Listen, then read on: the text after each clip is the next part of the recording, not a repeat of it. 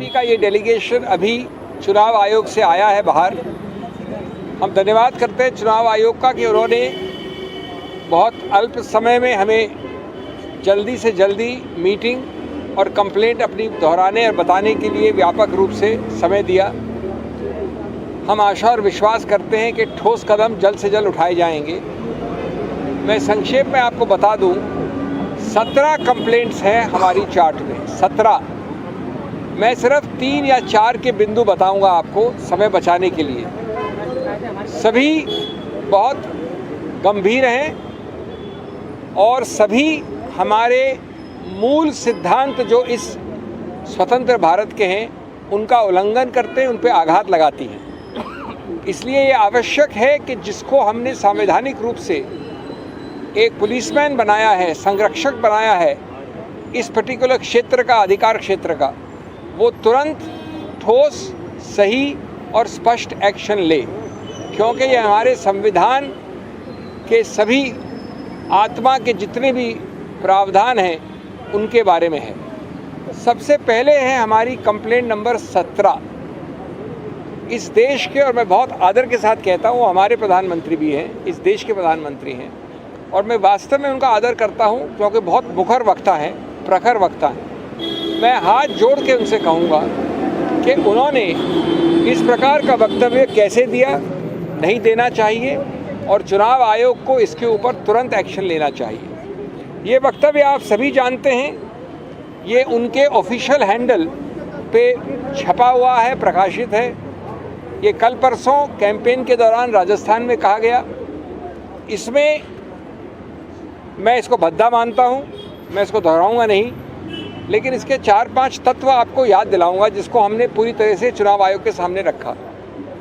इसमें एक समुदाय एक धर्म का स्पष्ट नाम के साथ विवरण है, स्पष्ट नाम के साथ। नंबर 2, ये बड़े स्पष्ट रूप से कहा गया है कि वो समुदाय इस देश की अल्प रिसोर्सेज को हड़प सकता है, हड़प लेगा, कांग्रेस उनको दे देगी इस प्रकार के अल्प रिसोर्सेज, उस समुदाय, उस धर्म को। नंबर 3, उस समुदाय और उस धर्म को घुसपैठियों के साथ बराबर में जोड़ा गया है। ये बड़े स्पष्ट शब्द है, प्रकाशित शब्द हैं, आपके सब चैनल्स पे हैं, आपके सब प्रकाशन में हैं। नंबर 4, ये कहा गया है कि इसका आघात भारत के हिंदू धर्म के कई जो बहुत स्थापित सिंबल्स हैं, मंगलसूत्र एक उदाहरण है, उस पर आघात हो सकता है। मैं वापस हाथ जोड़कर कहूँगा कि इतने बड़े ओहदे के चीफ एग्जीक्यूटिव इस देश के माननीय प्रधानमंत्री, हम सबके प्रधानमंत्री, उन्होंने सीधा उल्लंघन किया है, सीधा उल्लंघन किया है 123, जो किसी रूप से धर्म के आधार पर कोई वक्तव्य अलाउ नहीं करता है चुनाव के वक्त। नंबर 2, चुनाव आयोग के बारंबार सर्कुलर्स का उल्लंघन है। उसका आखिरी सर्कुलर 2024 का, वो भी ये कहता है कि किसी रूप से, परोक्ष हो या सीधा हो, आप धर्म के आधार पे ऐसा कोई आक्षेप या एक संकेतात्मक रूप से भी, या तो सीधा है, नहीं कर सकते। नंबर 3, उन्होंने भारतीय संविधान की अस्मिता पे आघात किया है। भारतीय संविधान एक गौरवशाली संविधान है जो बोम्माई केस के पहले से कहता है, पहले से, कि धर्मनिरपेक्षता, पंथ निरपेक्षता हमारे संविधान के मूल ढांचे का एक अभिन्न अंग है।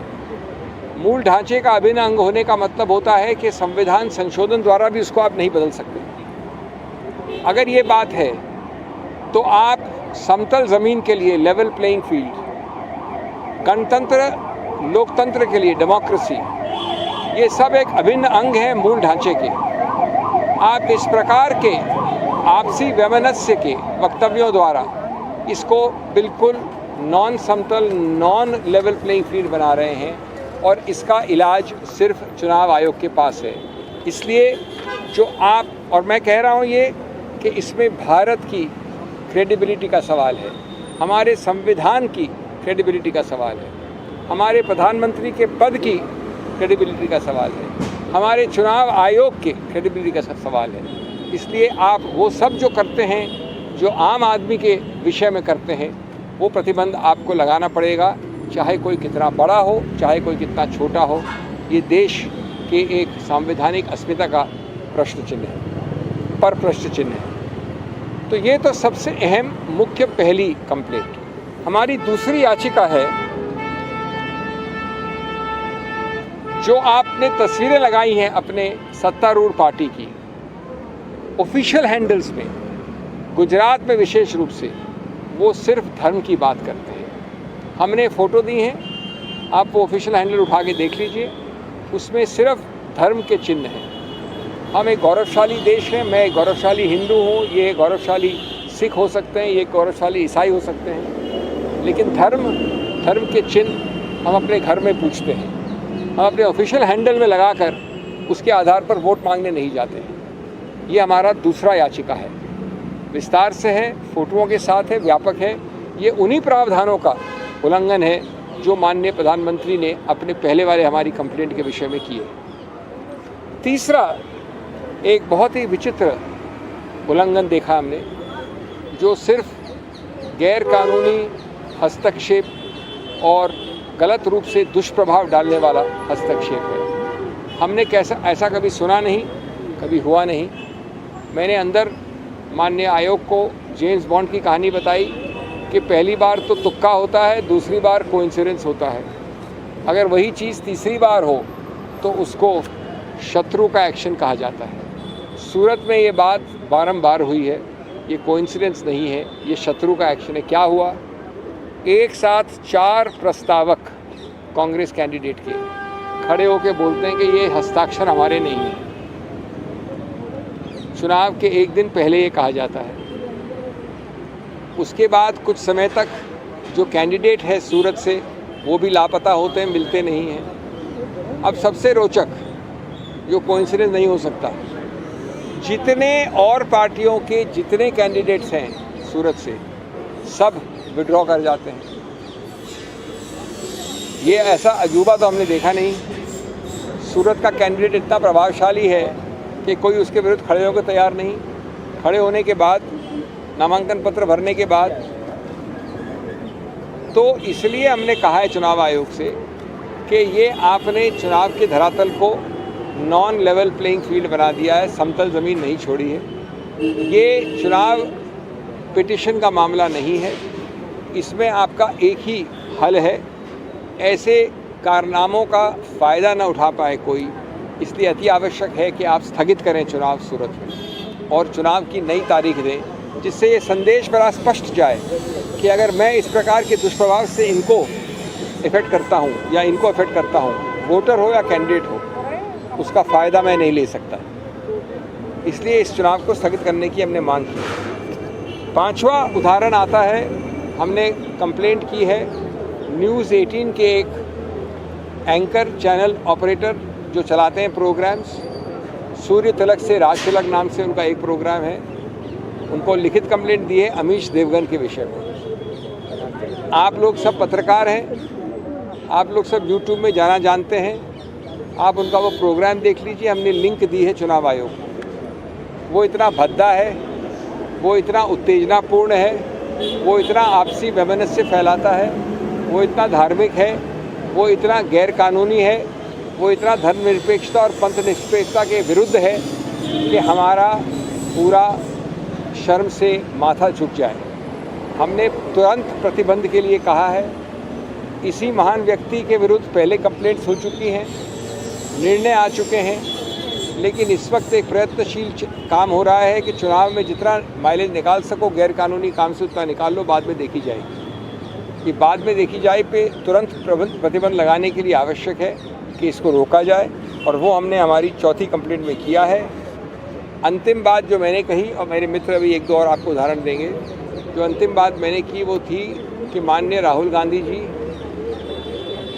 कर्नाटक के उस क्षेत्र में कैंपेन करेंगे जब दूसरा कर्नाटक का क्षेत्र जो है वो साइलेंस पीरियड में होगा। यानी एक क्षेत्र में कर्नाटक में चुनाव हो गए, वो साइलेंस पीरियड में चला गया है, मौन व्रत के पीरियड में, और दूसरे पीरियड में जहाँ की अलग अलग चरणों के चुनाव हैं वहाँ पर कैंपेनिंग अनुमति है, अलाउड है, तो हमने स्पष्टीकरण मांगा है कि चुनाव आयोग राहुल गांधी जी को उन क्षेत्रों में चुनाव अभियान करने का पूरा अनुमति दें। ये सभी हमारे बाकी 15 या 14 कंप्लेंट्स के साथ विवरण किया है, लिखित दिया है, कंप्लेंट दी है, प्रावधान दिए हैं, फोटोग्राफ दिए हैं, याचिकाएं दी हैं, और उसके बाद अब हम समझते हैं कि ट्रायल पे न ये लोग हैं न हम हैं, ट्रायल पे चुनाव आयोग है।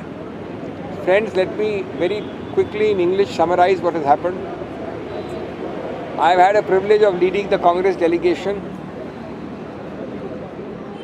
involving about 17 complaints to the Election Commission.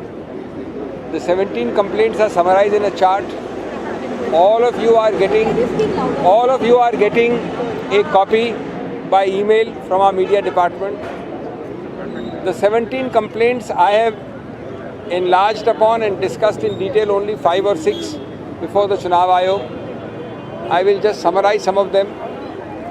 The most important is the first one, which deals with the extremely objectionable comments of no less than the Honorable Chief Executive of this government. We respect the office he holds. He is as much our Prime Minister as he is yours and of the BJP. The higher the post he holds, the more the obligation on him to exercise restraint. Unfortunately, the statement we have quoted is seriously,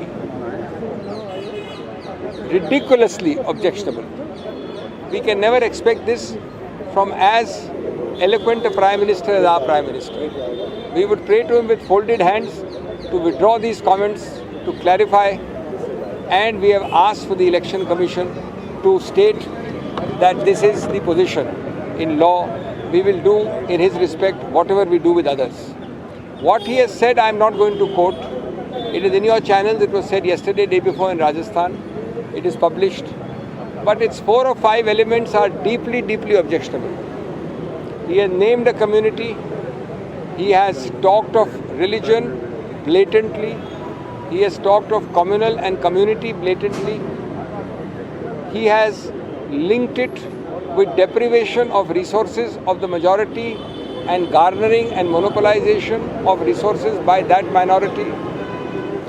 He has brought in Hindu imagery of no less than the Mangal Sutra. He has therefore clearly violated Section 123, the basic principle of not allowing excitement and inflammation of communal passions. Several circulars of the EC during the Model Code of Conduct, the latest being on 1st March 2024. The constitutional ethos and spirit which makes secularism a basic structure of our constitution, which makes a level playing field and democracy itself a part of the basic structure. A basic structure which means that even a constitutional amendment cannot violate the basic structure. This is a very serious, uncalled for invasion, and we hope and trust, because the Election Commission itself is on trial, that irrespective of the status of the person who has done this, appropriate action as in any other case will and must follow shortly. The second complaint we have raised is an extraordinary one. As I said in James Bond parlance, the first time is happenstance, the second time is coincidence, the third time is enemy action. In Surat, the person of the Congress candidate who was nominated by 4 proposers, suddenly all 4 stand up and deny their signatures. All 4 together. This is no coincidence. The candidate is missing for many hours. By the time he resurfaces, we find that every other candidate has withdrawn his candidature. Every one of them. His candidature is rejected by the returning officer. If you don't want to have elections in this country and you want to hand over Surat on a platter, then why go through the charade of elections? Why notify the elections? We have therefore requested the Election Commission to postpone the elections in Surat and to redo the elections shortly, to send a clear message that you cannot take advantage of this kind of wrong, undue influence. This is not a case where an election petition will decide the matter later on. This is a case of no election, by complete subordination of the democratic will of several contestants and several proposals. It is a case of patent bad faith and undue pressure. The third example we have raised before the Commission is about the imagery on the social media handles of the official social media handles of the BJP. All official. We have given photographs, no unofficial, no individual. All the social media imagery, the posters of the BJP officially put only have Hindu religious imagery. We are all proud Hindus. Somebody may be a proud Sikh, somebody may be a proud Christian, but we keep our religion within our homes. You are not allowed to carry this religion onto your posters and your official handles. That's the meaning of the EC directive against religion being used or misused for canvassing. This again needs to be dealt with a stern hand. We have given photographs and details to the Election Commission. Lastly, we have raised the issue of Amish Devgan, a News 18 anchor who carries on an inflammatory, an incendiary, a seriously provocative, mutual hatred generating program on his channel. He has been noticed earlier for this flagrant violation. He is trying to take advantage of the short electoral window. We have given the link of the program, all of you can see it. We have given the details of the program, and we have said that such kind of blatant, cheap, crude, religious imagery and words must be stopped forthwith. We have also asked for it to be clarified, as is already clarified, but we want a very specific clarification that Rahul Gandhi, when he canvasses in the other part of Karnataka, which has no silence period, where the polls are held in a totally different phase, will be allowed, even though one part of Karnataka will be in the silence period. Because where he will campaign has nothing to do with the silence period territory. Friends, my friend will add one or two more things. I will take your leave, but I will say that this is not only the trial of those against whom we have filed the complaint. It is a trial of the Election Commission itself. It is a trial of our constitutional spirit and ethos, and I hope that no one fails that trial. But sir, regarding the PM speech, what are you expecting? What action do you want to suspend his campaign? What exactly have you developed? What would you do in other cases? Have you seen nothing? Did you see what Randeep Surjewala suffered? Do I have to tell? Does the Election Commission has to be educated about what it will do? They know very well. We are nobody to say that. You can give a stoppage for 1 day, 2 days, 3 days, accompanied by a warning. These are small things according to me. The statement is much more serious. But you need me to tell you what to do. So what is the assurance Election Commission is given? So what is the assurance that the Election Commission is not supposed to and does not give advance rulings. They don't give assurances.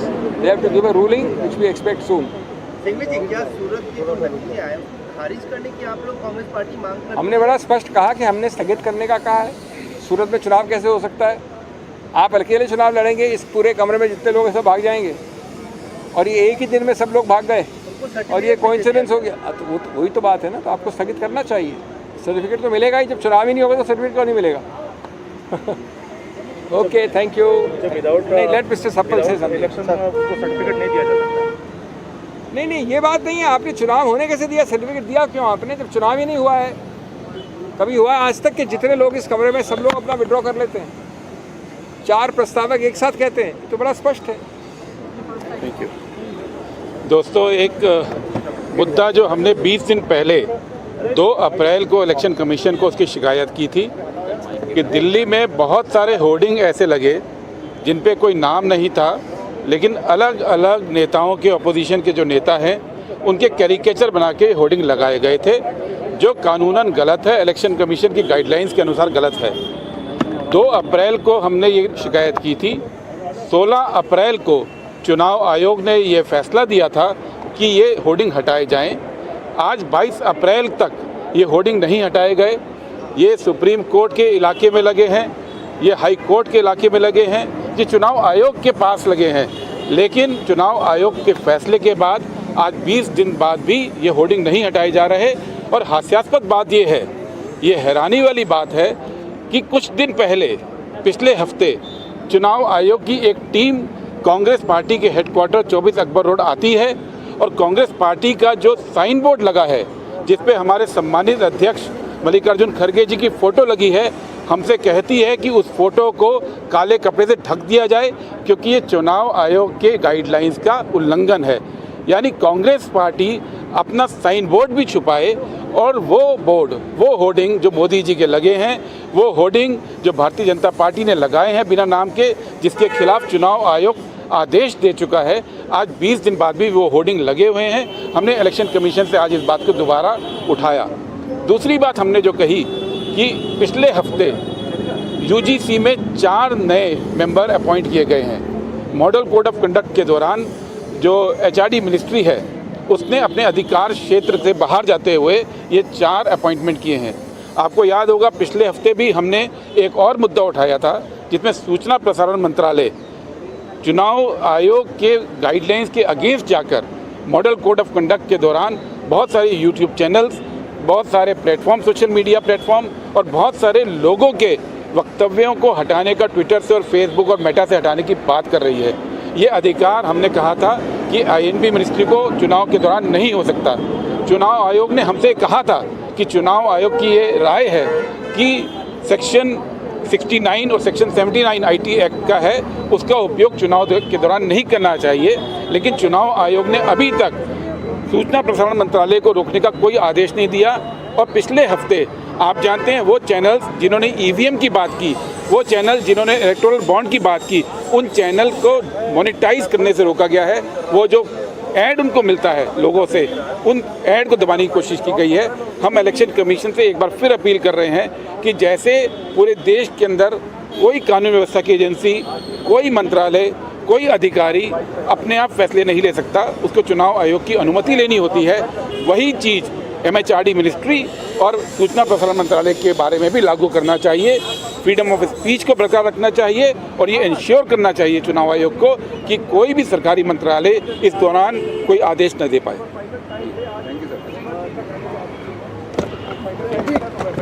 आराम से सब अपने अपने